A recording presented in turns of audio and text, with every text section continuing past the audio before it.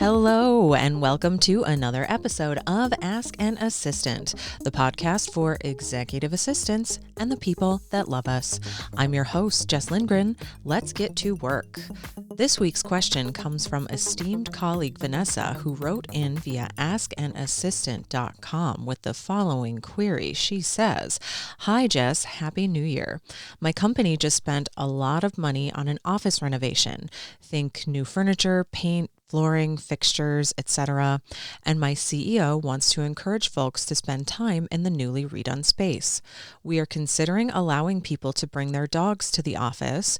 Do you have any experience allowing employees to do this?" Vanessa, thank you so much. I'm going to say it because I always do. I love this question. I'm going to be blunt. Do not allow employees to bring their dogs into the office, if at all possible. I love dogs. I think they're great. I think they're wonderful. I don't have any dogs myself because my sister's family is quite allergic, for one. But for two, at the time my husband and I were ready for a pet 10, 11, 12 years ago, we both worked outside of the home. We both had jobs that were at least a 30-minute drive or bus ride away from the house. Dogs need regular walks. They need bathroom breaks. If you aren't home to provide those things yourself, you need to hire a dog walker. And I don't know if any of you listening are old enough like me to remember the internet pre things like Rover, where you can just hire a dog walker on any given day with short notice. The internet was a very different place back in 2011, 2012. So just at the time, dog was not in the cards for us. Neither of us had an office that allowed dogs to come in. It was a really big hiring perk in the late 2000s, early 2010s. In theory, it's really awesome. You just think about it and you're like, oh, it'd be so cool. Like, again, myself and my husband being cat staff, if you will. We don't own our cats, they own us. But people with cats, we ended up with the cats because the dog just was not logistically able to happen at the time that we were ready. I cannot stress it enough. It seems so cool in theory, but in practice, it is a lot of work to do it well. It requires a lot of buy-in from every level of people. And truly, just don't do it. Don't do it if you can at all help it. Go above management's heads if you have to. Talk to the building, see what their rules are about allowing dogs to enter the facility. The last time that this was a question, I was able to, it wasn't even a hard sell with the building. They were just like, no, our building is, 250 years old. You can't, it wasn't that old. It was late 1800s. So, our building is old. The floors are old. We are not going to allow you to bring dogs in to scratch up our hardwood floors, so it really wasn't a hard sell with the building management. And it can be hard for your employees to understand. At the time, our office in California allowed it, but our office in Minnesota, I really lobbied hard privately to not be able to have dogs in the office. Just because one location can, maybe the building is newer, maybe the building has taken dog-friendly considerations into account in their construction. Maybe they have an indoor room where dogs can play and or go to the bathroom. I don't want to be in charge of that room.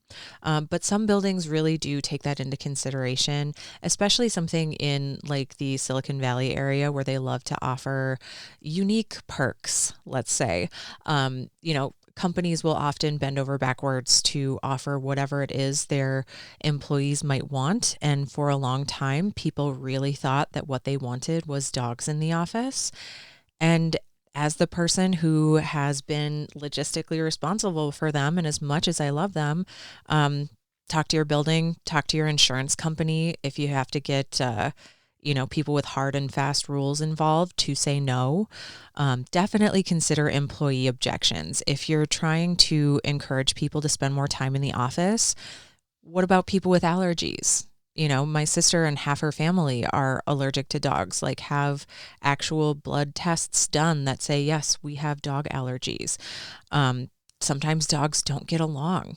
I don't know if you've been out in the world and seen dogs, like especially little dogs. It is their world and we are living in it. Little dogs often think that they are, in fact, big dogs, and big dogs often think that they are teeny tiny little lap dogs. That can create some really interesting dynamics. It can create interesting dynamics across male and female dogs, again, across old and young dogs. So just, there's a lot of social strata, even in the dog world, that can add a new layer of interoffice politics. You're going to have lazy dog owners that let their dogs poop and pee on the floors, even if it's carpet, almost especially when it's hardwood. I live in a house that is 100 and we'll just say it's 125 years old. I've seen reports as early as I think 1890 or 1895 and as late as 1910. So we just kind of split the difference and say our house was built in 1900. At family dinner a couple months ago, I knocked over an entire cup, like an entire glass of water that I had just filled. It spilled all over the floor and I was like, whatever. We grabbed some towels. I went down into the basement about an hour later. The basement floor was soaking wet, like just any little tiny millimeter crack in your floors. And when you're building your home, your office building is over 100 years old, there are going to be little millimeter and larger cracks, and liquids they follow gravity. And they find places to run, and millimeter cracks in floors are a great place for liquid, whether it's water or dog pee, to soak through. Yuck.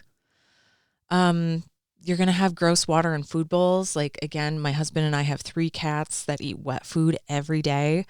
We, not recently, actually quite some time ago, switched to plates. So the cats eat on a shallow plate, like it still has a little bit of a lip on it so that they can get up against the edge for any little bits of food. But we literally give them a fresh plate at every meal because any little specks of wet food that are left on that plate just cement on. It's like avocado. Like if you don't rinse that off right away, that is just stuck on your cat food plate. And if you have people who are in and out of meetings all day, people who aren't paying super close attention to what their dogs are and are not eating, your food bowls are going to get gross. Also, one of our cats, she overgrooms. There are clumps of her fur all over the place. Like, we have to be vigilant about sweeping, mopping, Swiffering, vacuuming. We have to clean their water fountains all the time. Again, you've got employees at the office who are paying attention to their work, not necessarily paying attention to their dogs. The food and water bowls get gross. Like, it just is what it is. And then on top of that, this one thankfully never happened to me, but a friend of mine said that they eventually had a problem with rodent infestation because people would bring bags of dry dog food and leave it in their filing cabinets, leave it on top of their desk, leave it on their chair when they went home every night. Like, short of company issuing a thick plastic container to keep the food in, and even that's not always foolproof. Like, if you're not going to splash out on something super thick and super nice, mice can and will chew through that. And if they find the jackpot of food depositories, which is your office with 100 employees and 30 dogs on any given day, the mice will take their time to get themselves a reliable food source. Like, yuck, you don't want it. If after all of this, you are still thinking about having dogs in the office, talk with your friends that work at companies that have office dogs and get their honest opinions. If at all possible, talk with a commercial real estate agent who specializes in corporate offices. The things they can tell you about having dogs in the office will turn you off from the idea. Again, I love dogs so much. We know more dogs in our neighborhood right now than we do their human counterparts' names. We have to be like, okay, Pepper, Dana. Pepper is the dog, Dana is the human. Like truly, we have to like practice. Okay, we know Pepper. Who is Pepper's human? So like I love dogs so much. Please do not have them in your corporate office. It is not, it's not easy to manage. Whatever you do decide, make sure the rules are written down and fairly enforced.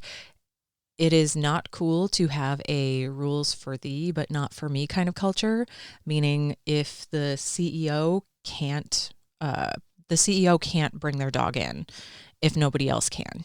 Like if there's something where the CEO is just flouting the rules, oh, I was running late for work. Oh, I was, the dog sitter called in sick today. Like if you have one person who is constantly breaking the rules, it's just going to breed resentment and rule breaking. What's to stop Greg in accounting and Karen in sales to be like, oh, well, I saw so-and-so do it the other day, so this is just a one-time thing. And then that one-time thing becomes a one-time thing for 30 or 40 of your employees. Like it's all or nothing. It's either everyone can or everyone can't.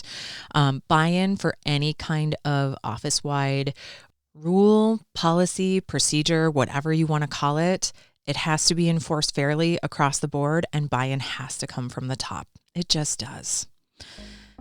So that brings this week's episode to a close. Vanessa, I really hope that was helpful. And anyone out there listening, I love to hear from you at askanassistant.com. There is no issue too big or small, no problem too messy to untangle.